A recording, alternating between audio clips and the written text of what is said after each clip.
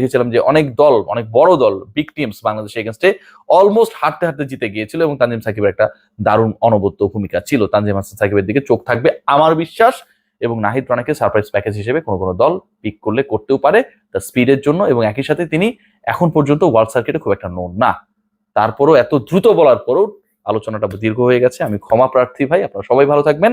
বাংলাদেশের ক্রিকেটাররা আইপিএল এ চান্স পাবার যোগ্য না এই আলোচনা না করে, গেল 2-3টা এডিশনে বাংলাদেশের ক্রিকেটাররা চান্স পাবার পরেও, অফার পাওয়ার পরেও বিসিবির বিরোধিতার কারণে খেলতে পারেন নাই, এটা একটু গুগলে সার্চ করে দেখলে আমার কাছে মনে হয় যে আপনারা আরো সমৃদ্ধ কমেন্ট করতে পারবেন। ইদানিং আমার আলোচনাগুলোর শেষে অনেকে কমেন্ট করছেন যে আমার ভাইয়ের টাকা ফেরত দে, মানে কন্টিনিউয়াস অ্যাটাক। হ্যাঁ, 10-12টা করে এক একটা অ্যাকাউন্ট থেকে করা হচ্ছে।